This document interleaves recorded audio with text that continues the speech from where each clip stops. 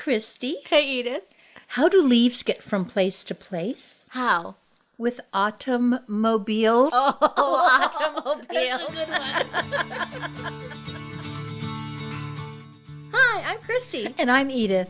We're backyard gardeners from Colorado. And neighbors. And friends. These days, gardening has gotten very popular. And we've noticed more and more people picking our brains for tips and troubleshooting about gardening. We're not experts. We just learned a lot about gardening from the mistakes we made along the way. So welcome to Upside Down Tulips, A fun podcast that celebrates gardening gone wrong.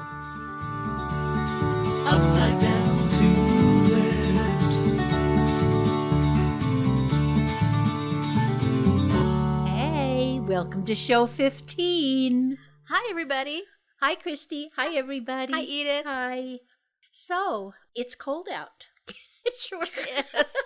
What happened? It was in the 80s last week. It's the highs in the 50s this week. It was in the 80s a couple days ago. Yeah. On Monday. I couldn't believe it. But you know what? This is nice and warm down here in your basement.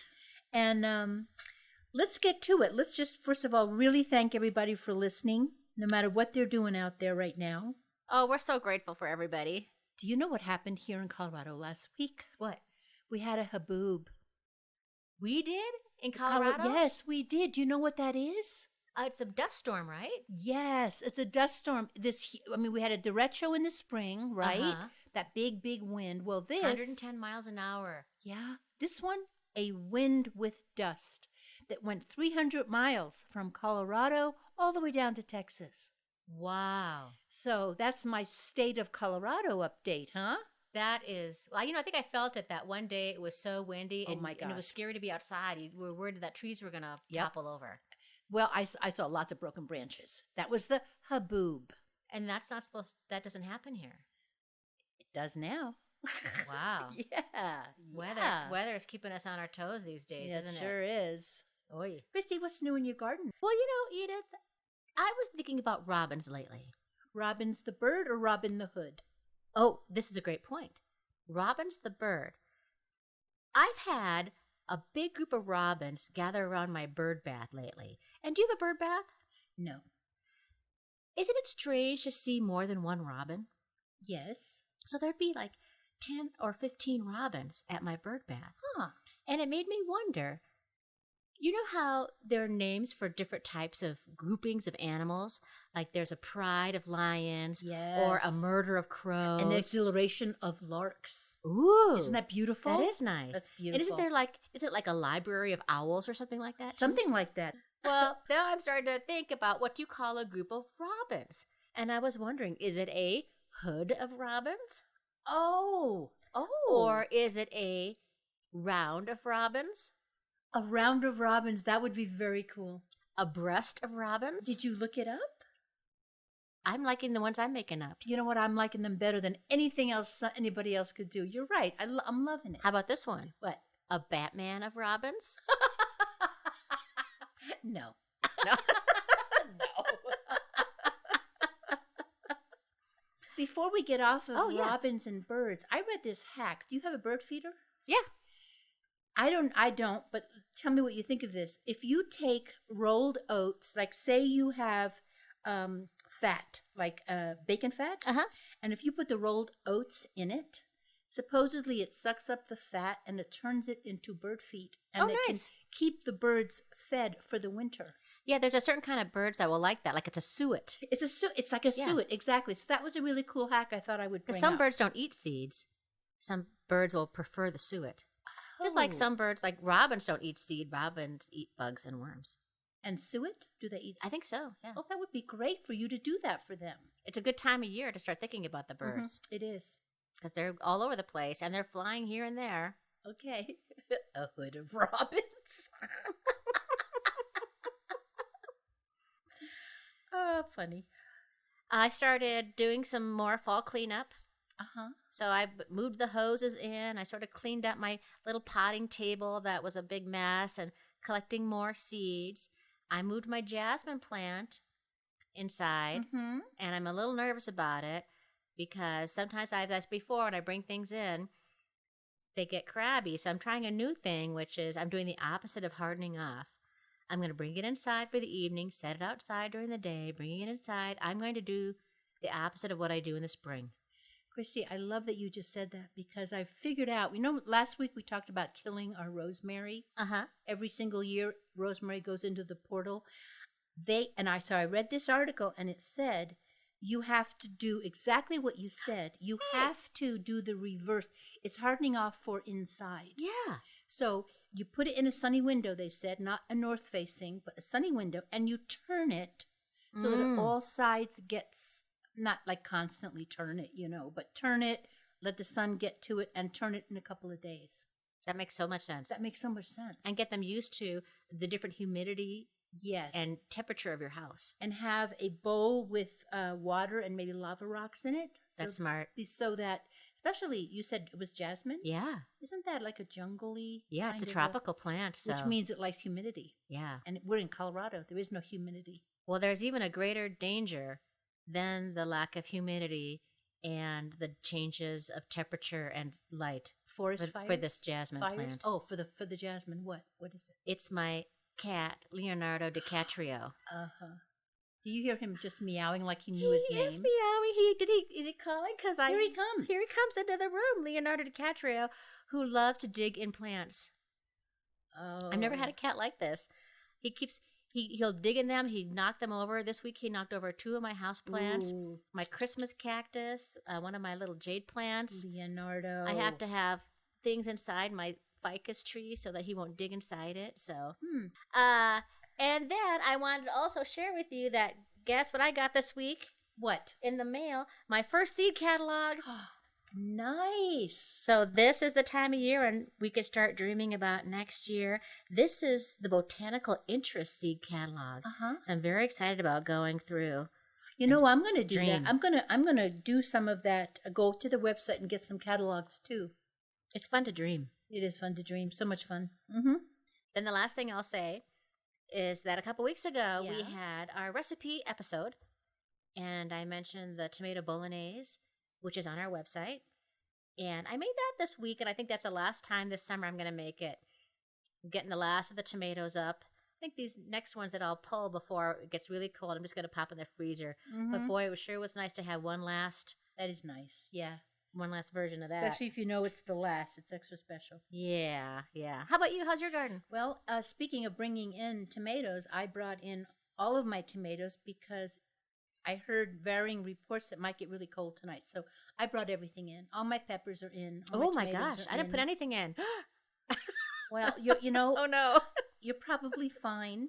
But do you remember I told you that I grew a cantaloupe and it wasn't very good? I tried another one that I grew, a smaller one, and it was good. And get this. I grew honeydew this year. And I had one and it was really good. I've never grown it before. I do not believe you. Honeydew tastes terrible. It's the worst tasting melon of all kind. I love honey. You mean in general or mine? It's just honeydew, in general, not just yours. No. Really? The green? You don't like the honey? It's always terrible. And every time you get a fruit cup, yeah, they always put all this honeydew melon honeydew. in fact, it, and it's terrible. And what you really want is cantaloupe and strawberries and grapes, and you get all this honeydew. You know what I really want? I really want to make suet and put it in my honeydew. That's what I really want. I gotta say, I challenge you to give me some honeydew that I think tastes good, because it just always tastes terrible. Oh, well, then you don't like it. Why would I do that to you? Maybe I'm wrong. Or maybe also it's true that some fruit you just need to have the right ripeness to it. You know, like That's a peach. Possible. That's a peach has that moment of ripeness. Of perfection, literally perfection. Yeah. And it's hard to get that in the store. Okay. Because they pick them before they're ripe, and it's hard. Well, I'm going to talk for a second about my bokashi experiment. Oh, yeah. So they say you've done something right when rather than smell like it's rotten, it smells like booze because it's fermenting. That's what mine smells like. And this is the compost experiment. In a bucket. That you don't, you can put all sorts of things that they normally tell you can't put in a compost pile. I could not find the chicken breast. I think literally it must have broken down. In a week? It's been like 10 days now. Yeah. What else do you have in there? I've got all the stuff I used to put in my compost, paper and food scraps. I put some leaves in there, but the most important thing, of course, is the spent beer grains, which Yes. you layer like a lasagna. You do food scraps, and then you do spent beer grains. And I tell you, I think it's good because it smells fermented. That's nice. It is nice. Do you ever get, because folks, Edith and I live about 3 blocks away from each other, and we live in the Denver suburbs, and maybe about 20 miles to the west of us is Golden, Colorado, where the Coors Brewery is. Mm-hmm. And sometimes on a nice evening, do you ever smell the barley being roasted from the Coors Brewery? You know what? I think I do. An odd smell comes. It's but it's not a wonderful, bad smell. Oh, It's a wonderful. good smell. Yeah, it smells like malt and roasting. And Why do we live so far away? Why don't we live like right next door? maybe the people in Golden get tired of the smell, but I love it. It's great. I was thinking that must be what your bucket smells like. Well, it definitely smells fermented, and it smells much better than, for example, in the Purina Dog Chow place on I-70. Yeah, that's not fun. Thank goodness that doesn't come this way. We're lucky. We are lucky indeed. Well, folks, if you ever hear words or terms that you're not familiar with or you want a good laugh, check out the Upside Down Dictionary on our website. And if you want to see pictures of our gardens, visit us on Facebook, Instagram, and Pinterest. Oh, and Edith, Yes. I was going to say one other thing. What?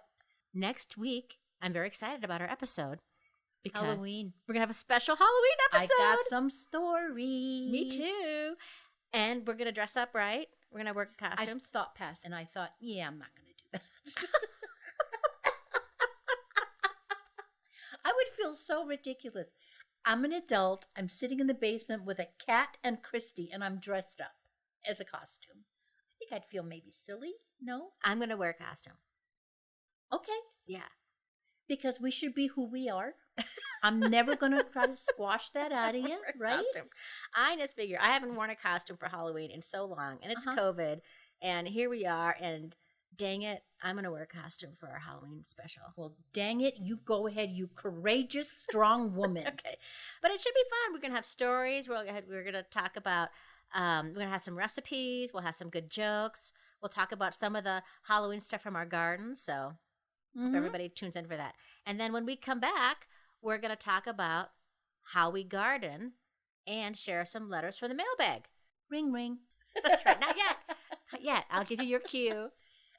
The cue is when you say mailbag. Oh, okay. Then I'm going to say ring, ring. Okay. All right. Okay. I will be careful.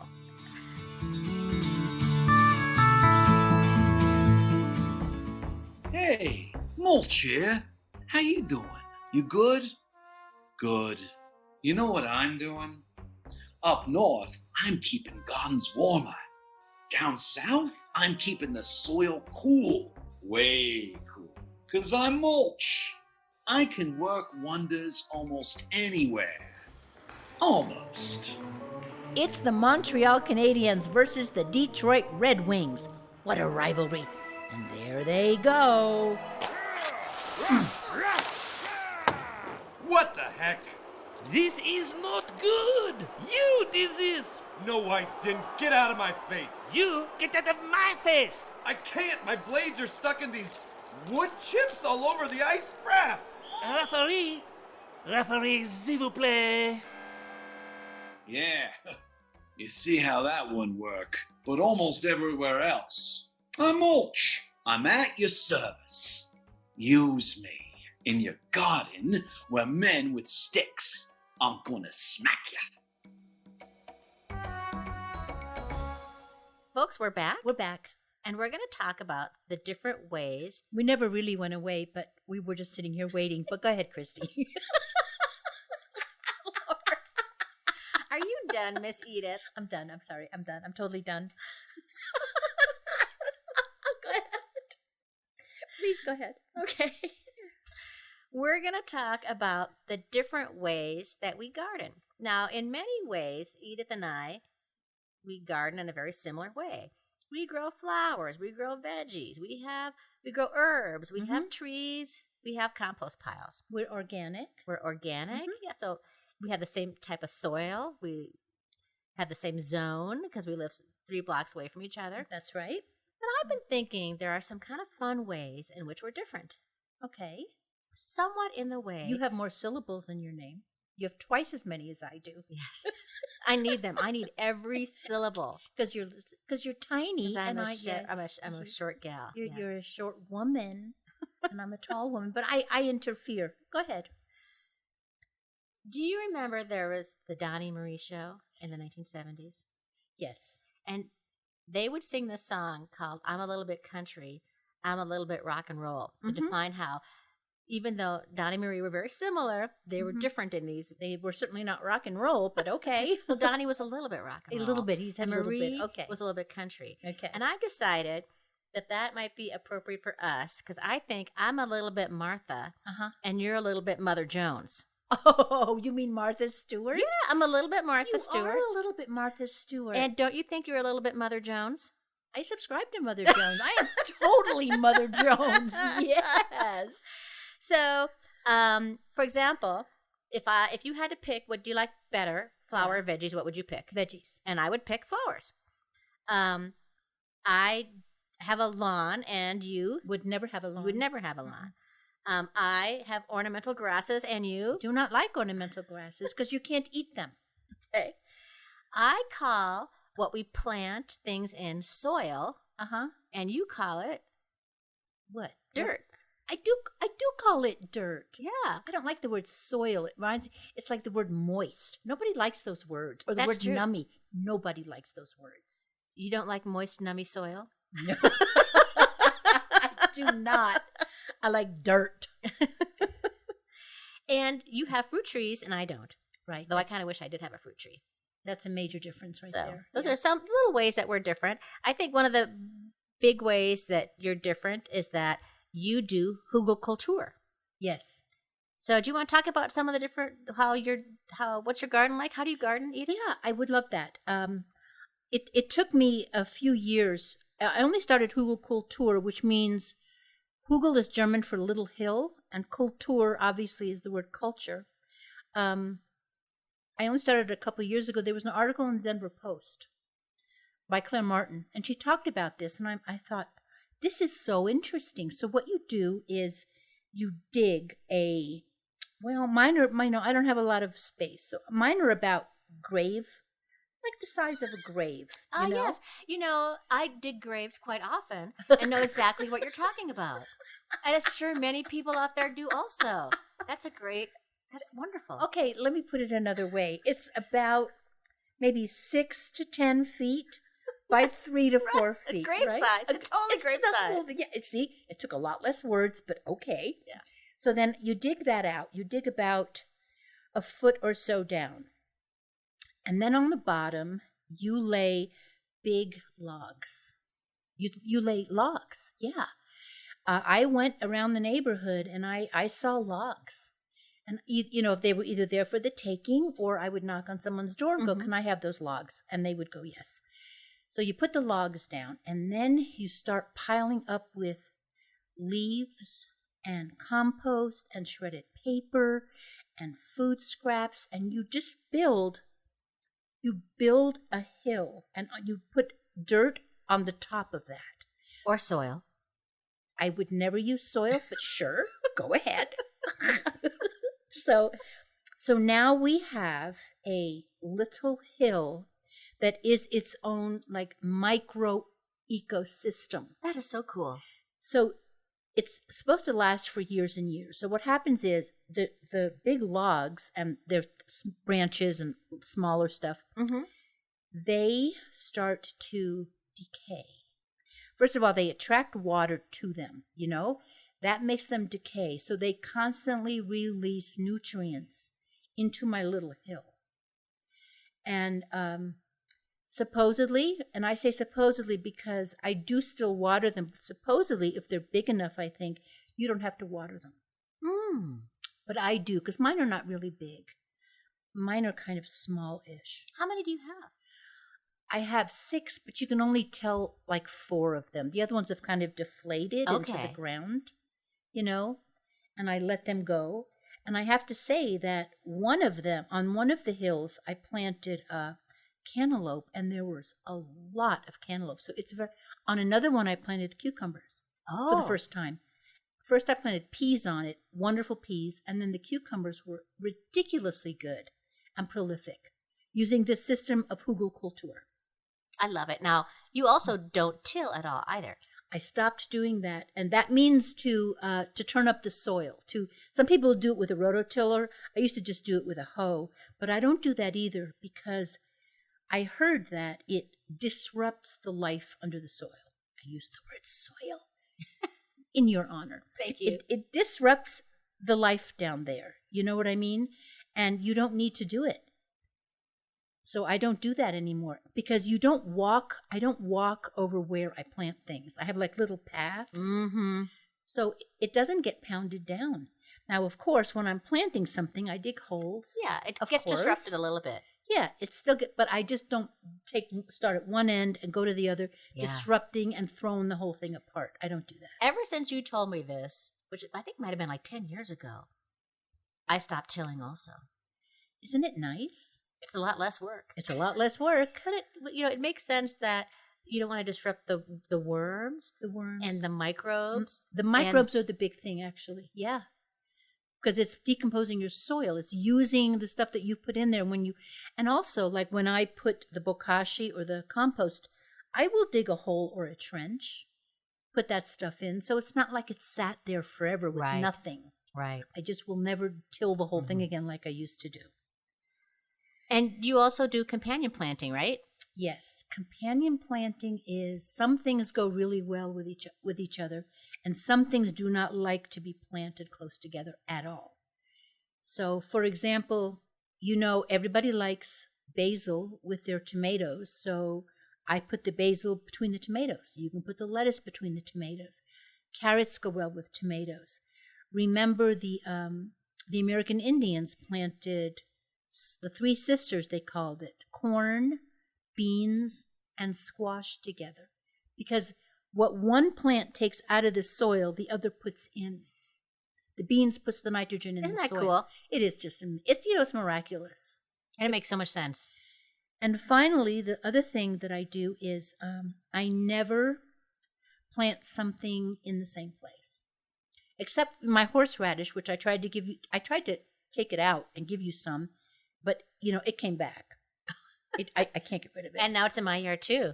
And you'll never get rid of it. I'm not quite sure what to do with it yet. Like, how do I harvest it? Or do I just wait till next year? You know what? You can't kill it, so you might as well dig it up and see what happens. I'm not kidding. If you leave even a tiny bit, it'll grow back. Okay. Well, I love it. I love horseradish. Well, maybe you can give me some recipes, Martha, from your Martha Stewart cookbook. A little bit. So anyway... So I envision it like a gigantic clock. So if the tomatoes are at 6 o'clock this year, well, maybe next year I'll put them at 8 o'clock. Mm-hmm. And everything goes around like a big circle. That's how I garden, Christy. Well, I am a square foot gardener, not through any reason or philosophy. It's just what was handed down to me when I bought the house. The previous homeowner had done square foot gardening, and she gave me the little charts that she had done for the past 10 years for her square foot gardening. And before I moved into this house, I was not a vegetable gardener at all. And so that's just what I was handed, and that's what I am used to. What's interesting about square foot gardening is that it hasn't been around that long. It's only been around since 1975. No kidding. The gentleman who invented it, his name was Mel Bartholomew, and he was a civil engineer. And when he retired, he joined his local community garden. And he saw all these people gardening in rows. And he looked at it and he thought, what a wasteful, time-consuming, and laborious project. And people are doing it all wrong. And he asked his fellow gardeners, why are you doing it this way? And they said, well, that's the way we've always done it. So he devised square foot gardening as an alternative to row gardening. And the philosophy is by focusing on planting, spacing, and weed control and soil, you can save 50% more money. You can use 20% less space, 10% of the water, and it's a lot less work than single row gardening. Christy, let me ask you, I don't understand. So do you plant them closer together? Yes. In row, you plant them closer together? Yeah, the basic concept is to create a small garden bed and divide it into grids Now, Mel would say 1 foot squares, which is a little different than I do, which I'll explain in a second.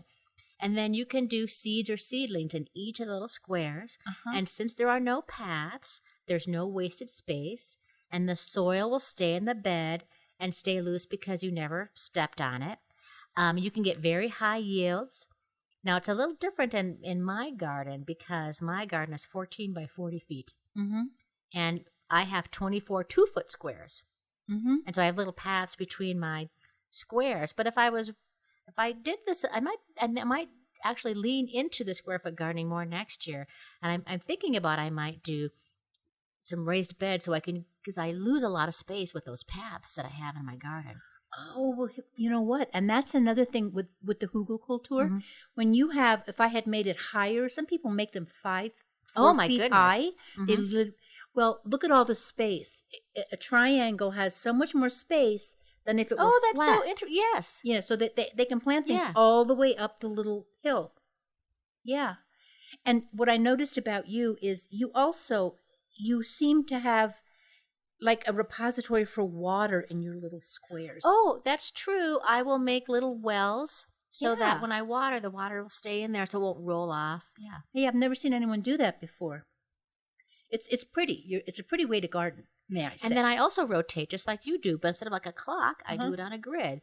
So in general, I will move up 1 square and over 1 square. Like a chess game. Yes, like a knight. Like a knight, yes. Though I will, because I have a lot of tomatoes, I call that part of my garden Tomato Town. I will take the whole Tomato Town and move it all the way to the other side. Yeah. So trying to fool the bugs that come, the pests. That's what we're trying to do. And also to mix up the nutrients in the soil so it's not always the same thing being pulled out.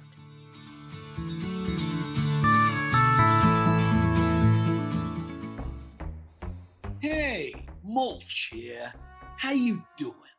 Did you know that people have been mulching since the 17th century? That's the 1600s. 17th century is actually the 1600s? Oh, wow. Anyway, gardens, farms, fields, flowers, mulch was used everywhere for hundreds of years.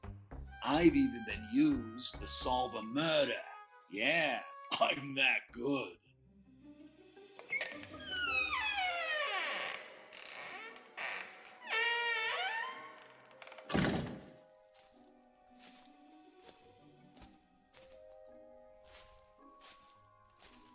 Hello?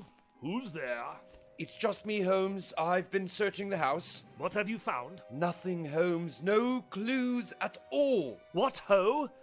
What's this then? What? You see, but you don't observe, Watson. No, there's only one Sherlock Holmes. What is it, Holmes? It's a clue that leads us directly to the murderer. See here? Wood chips. All over the room. It's elementary, Watson. Our murderer is either a woodcutter or a man who keeps a woodchuck for a pet. How much wood, Watson, can one woodchuck chuck? Surely not this much chucked wood. Conclusion? It's a group of woodchucks kept by a fiendish woodcutter. I say, Holmes, there is another explanation. No, Watson. What have I always said? Eliminate all other factors, and the one which remains must be the truth. It was me, Holmes. I was mulching for fingerprints. You've heard of this new technique, surely? It isn't mulching for prints, Watson. It's dusting for prints. So, that's the factor I should not have eliminated. The factor of stupidity. So sorry, Holmes. I was just trying to help. What ho? What's this? A bloody knife? Inscribed with a name. Professor James Moriarty. Holmes! Holmes, I found the murder weapon with the name of the murderer. I've solved the crime. Holmes! Protect your garden. Lower your water bill. Even solve your murders. Use me. I'm that good. Another way that I garden, that is different than yours, is that I winter sow. I tried that, but I failed. So really, I wanted to be a winter sower. I've never heard of anything this cool. Please explain. Well, winter sowing is an outdoor method of seed germination. It was invented by Trudy Davidoff, and it just requires two things: a little miniature greenhouse, usually made from recycled materials like a water or a milk jug, and Mother Nature. It's generally done with seeds that require a period of cold stratification. Oh, okay. And that's a seed that has a hard exterior so that as it's in the ground and it freezes and the ground freezes and thaws, it will rub against the seed and rub the outer casings of the seed off. Really? Allowing it to germinate. What's cool about winter sowing is that this is something you do in January, February, March.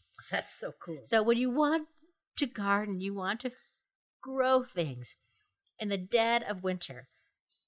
In all zones, folks. So I'm not just saying. In all zones, even way up north. Even in northern Minnesota, you could do this.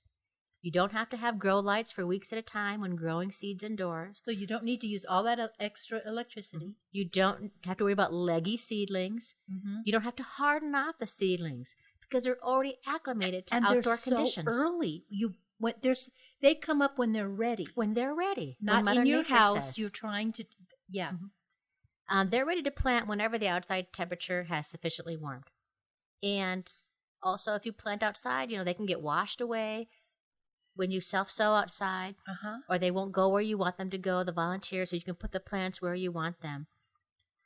So anything that is translucent enough for light to pass through, I use milk jugs or water jugs, and you can have drainage holes, a lid, and ventilation holes. You have to have the drainage holes, right? I have to have drainage holes in the bottom and ventilation. Can be used. What do you mean by ventilation? Like if it was the milk jug, yeah, I just take the top. I throw the top away. You don't throw it away. You recycle it. Well, yeah. Mother Jones, hello. Right. So you leave it so it gets really cold in there. Yes, but that's okay. Yeah. So I will take the milk jug, and this is probably good for a whole episode when I really do. We really should do this. We really should do a whole episode. I love this on it. technique. But it's taking a milk jug and cutting it so there's a hinge on it, sowing the seeds as it says on the package or on as is normally done, covering up the hinge. Some people tape it. I don't even tape it, and throwing it outside and let it be for months in the snow, in the rain. Okay. And then when they're ready, they will germinate.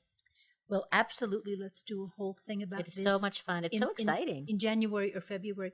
And then we can add pictures on our Facebook page. Yeah.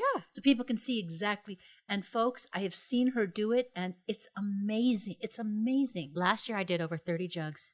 So by the time March comes around, or April, she's got everything ready to go. I don't even drink milk. I get the jugs from Starbucks. That's just great. And it's also recycling, but you can also use other things too. And you can do flowers, you can do vegetables. This year, I'm going to do tomatoes from the tomato seeds that I saved that you taught me how to save tomato seeds. Huh. That's so exciting. All right. You know what I kind of would like to talk about too. Are you done with are you done? Yeah. This is for people living here in Denver. Is we have so many resources. The Denver Urban Gardeners, DUG. They run Doug, yes. I love it. Do you know that they're the largest in the country? The Denver Urban Gardens, Doug.org. They have 180 community gardens. Wow. 180, 17,000 gardeners, and 31 acres. Yeah. And in the spring, they hand out either for free or at greatly reduced rates, if you can't afford these things, seedlings and seeds. Really? Yeah, to help people start gardening. So not having land no longer should be such an obstacle. Just go to denverurbangardens.org and you will see how to sign up. There is one more way, and I just found out about this too. There's a place called Jovial Concepts. It's not a place. What is it? It's a company. It's a nonprofit. Okay. Jovial Concepts. they have as part of their thing something called Jovial Gardens. They will come to your house, and if you have a lawn or just a weed, a field of weeds, they will turn it into a garden. They turn it into a garden. They do all the work. If you can't do the work, they will do the work. You get 30% of the produce. They get 70%, and they give it to people who need to eat. Oh, wow. How great is that? Can we have them come to some of our neighbors? We should send them. So, guys, I'm not going to say who, but I have some thoughts about how I think I know who. I've seen it. So, if you are here in Denver or the vicinity, it would be jovialconcepts.org. We'll put a link. We'll put a link in the show notes. Yeah, and on our website for that, and for Denver Urban Gardens too. Yeah, really and for wonderful folks who aren't in the Denver metro area, check out your communities because they may be something similar. Yeah, I think there's community gardens all over the place. Yeah. So just do some searching around, and because gardeners really are just wonderful people. They're like kind-hearted, and it'll also soothe your soul to be able to garden in any way that you can. And I loved how you mentioned this is that you don't need to have a lot of land, a lot of earth. That there are ways to garden that don't require any of that. Yeah.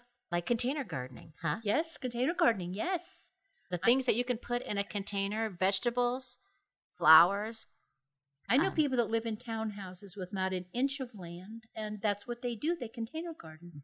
And they grow herbs, and you can grow vegetables. Yeah. Yes, you can grow tomatoes easily. Yeah, easily. They love containers. That's a good thing to put in a container. Have you also heard about lasagna gardening? I heard about it, but that's all.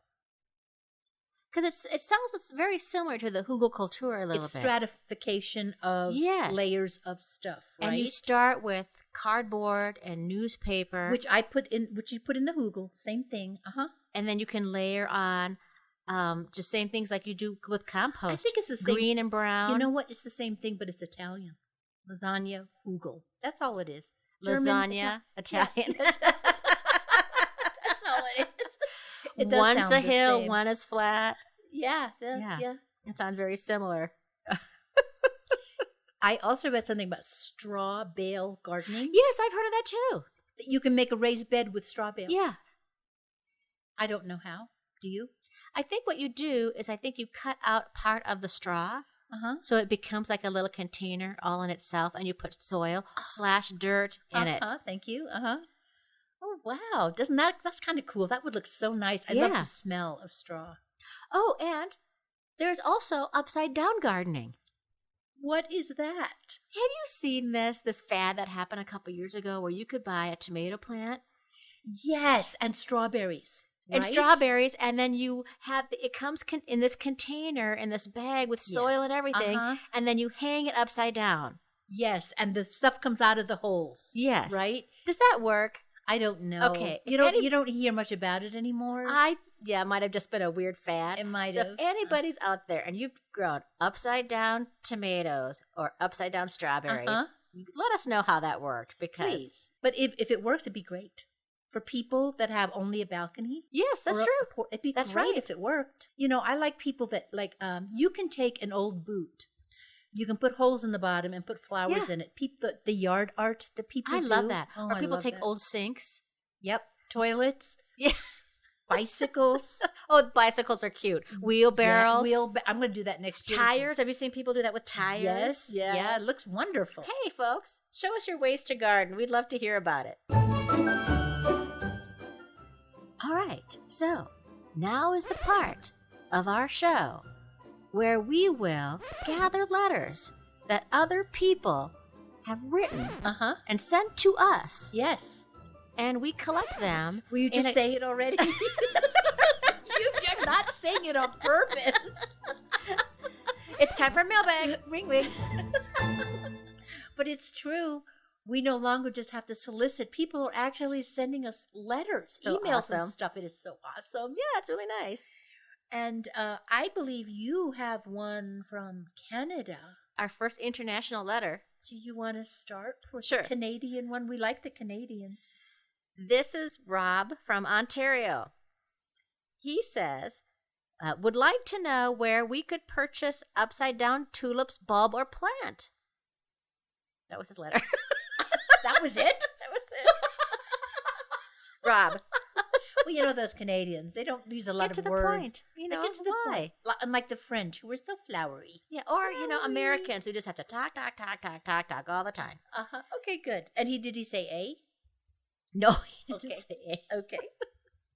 But that's actually a really great question because last week we talked about, or was it last week? A couple weeks ago in our bulb episode. Yes. Because now is still a great time to plant bulbs, that there is a bulb called the upside down tulip, which comes from Turkey. And they're beautiful. And they're huge. Yeah, they're beautiful. So I looked into it, and you can get some upside down tulips from Eden Brothers or from Holland Bulbs. And we'll put links on our show notes and on our website for people to look into them. They are good for zones 3 to 9, Edith. Wow. So they should be good in Ontario. Should be fine. Yeah. And check this out. They have to be planted 10 to 12 inches deep. That is really something. That is really, usually, like 6, like a daffodil bulb, maybe be like 6 to 8. Wow. 10 to 12, that's a lot of digging. But, Beautiful. it's right? Totally worth it, yeah. So I hope, Rob, that you get some upside down tulips, and I hope they do well for you. And then send us pictures on how they look. Maybe you are obligated now to send us pictures because Christy went out all that work for you, all that work. So maybe you could It was next fun, year. though. I liked it. I know yeah. you do. Yeah, it was good. All right. Well, I have a letter here. And I have to say, first of all, I know this person, and you need to know this little bit of information. He gave me mulch, and I gave him a spaghetti squash, and I gave him some tomatoes in exchange, right? So here it is. This is Chris from Denver. He says, I made a garden dinner last night, spaghetti squash with fresh tomato sauce. Wow! Who's got 2 thumbs and no idea how much difference using fresh tomatoes could make? That guy. That's right, this guy. That's what he says, this guy. I kept tasting and tasting the sauce as it cooked, not because it needed adjustment, but because it was so sweet and delicious I could not believe it. Like the whole summer had jumped into my pot. Oh, yeah. That's what you say, Christy, summer in a bowl. Yeah. So yes, I'm going to plant some edibles next year, tomatoes, squash, and peas. My neighbor has some peas growing vine-like on the fence between us. Or maybe they're green beans. Only one way to find out, Chris. I kept seeing them from my bathroom window and thinking, I should pick the ones that are hanging over on my side of the fence. But conscience doth make cowards of us all. Oh. Now I see they're turned brown. In other words, they've gone to seed. Yes. Right? Which he could, if he wanted, take that little brown green bean or pea and save it and plant it. I'm pretty sure it's a bean. I don't think Denver here, I don't think we have peas this time of year. They die out. That's true. long. You got to get those in March and then enjoy them in they're June. out of here by the 1st of June almost. He goes on. What are the tomatoes you gave me? The little bitty ones. They are sweet as gumdrops. Do you grow everything from seed? My brother dries out this year's seeds and uses them to sprout indoors during the winter. Is that what you do? At what point in my questioning will you have to charge me a consulting fee? Do you ever raise peas? Well, the consulting fee, we'll hold off on that for a while. Sure, yeah. But yes, I raise peas. Do you raise peas? I'll do sugar snap peas in the spring when I can remember to get them in the ground in time. Well, listen, Chris, peas are almost guaranteed to grow. I think, you know what? I bet you that's where the word easy peasy comes from, because peas are so easy to grow. And then if that's where easy peasy comes from, is that also true where the term lemon squeezy comes from, because you squeeze lemons? Yeah, I'll bet so. These things kind of make sense, don't they? Easy peasy. Easy. Lemon squeezy. We're so silly. All right, folks, make Edith happy. Send us more letters for the mailbag. Send your favorite gardening stories, your successes, your flops, your episode ideas. And also your gardening questions, which you know Christy will research to the nth degree and give you all the answers. We love hearing from you. Write to Upside Down Tulips at gmail.com or at our website at upsidedowntulips.com. Ring, ring. Oh, ring, ring. We doing more mailbag? What's going on? And now it's time to hear the gentle words of inspiration. This quote comes from the most prolific person ever quoted, Anonymous.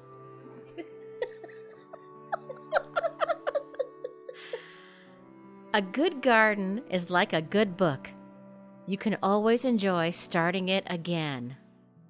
I love that. Yeah. As we close, it's good to think about the next beginning. And you know what? Thank you, everybody, for listening as we close this week's episode. We are Edith Weiss and Christy Montour Larson.